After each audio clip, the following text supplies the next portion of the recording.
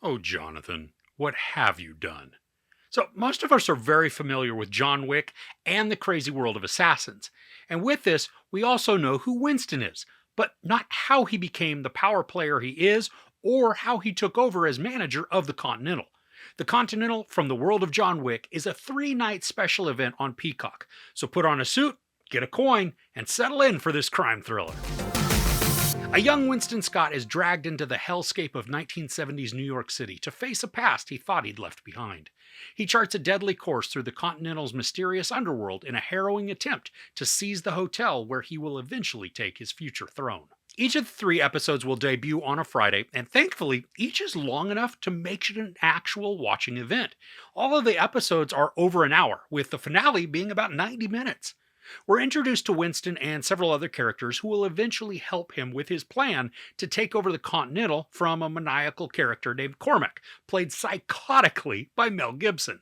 Now, Gibson channels all of his previous unhinged characters and puts them into a pseudo refined persona who wears expensive suits and then destroys lives. He is a great antagonist for the series because there are brief moments where he's calmed down and he comes across as fatherly, drawing in his minions to rely on or maybe trust him. But because we get to witness all of his interactions, we see the truth of how villainous he can actually be. Colin Waddell plays Winston, and at first, I wasn't sure if I was buying him as the younger version of Ian McShane's iconic character. But as time went along, I became drawn into his performance because he showcases a lot of integrity and compassion, even amidst all the violence that erupts.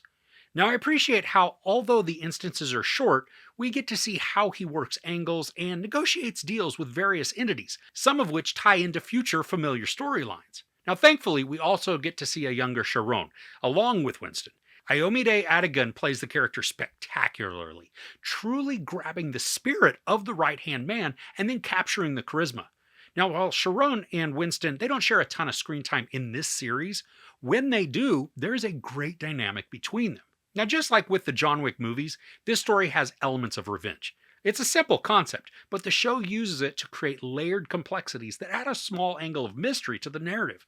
And also, just like with Wick, there is a crazy amount of violent action in this. Each episode features all-out battles that rely on brutal hand-to-hand combat, frenzied gunfights, and some spectacular fight choreography.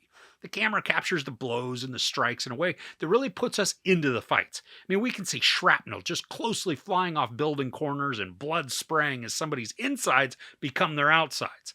And then, to add to the excitement, these sequences, they typically last several minutes, if not more, allowing us to become immersed within the mayhem.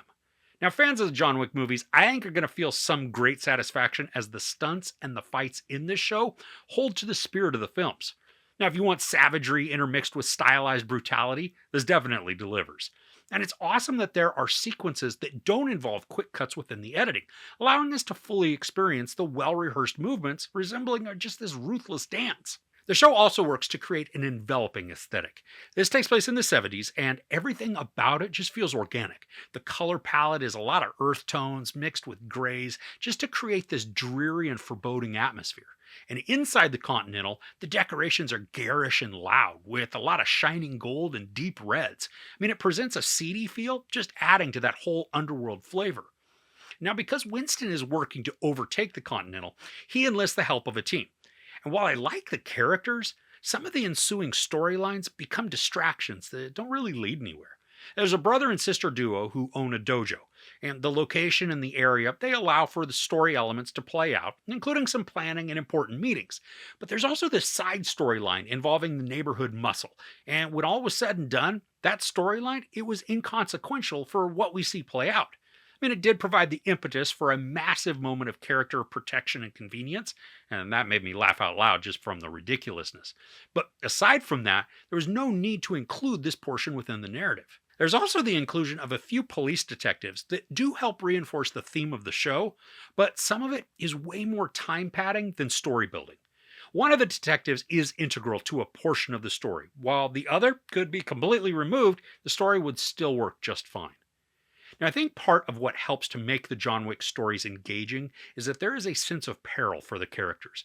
I mean, we typically know that most of the heroes are going to survive, but there are moments that come as tragic surprises, enhancing the story and establishing more of an emotional investment.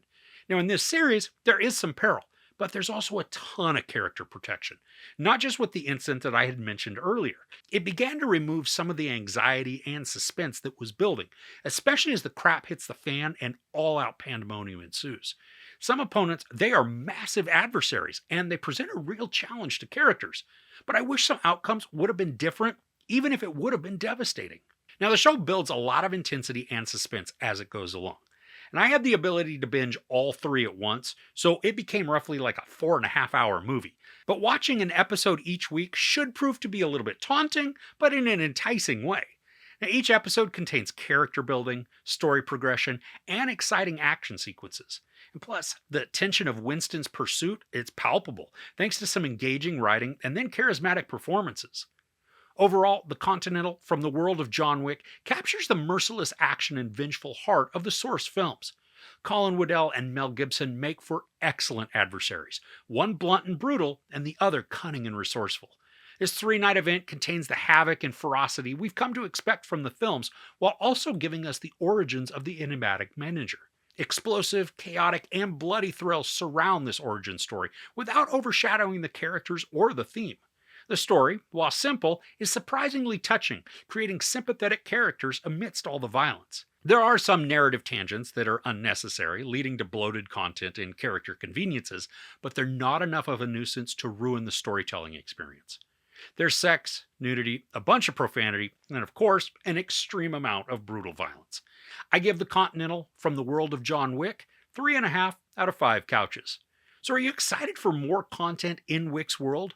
What other angles would you like to see explored within the universe? Let me know in the comments below. If you enjoyed this review, please give it a like. Also, don't forget to share and subscribe. I'm Chris. This is Movies and Munchies. Thanks for couching with me.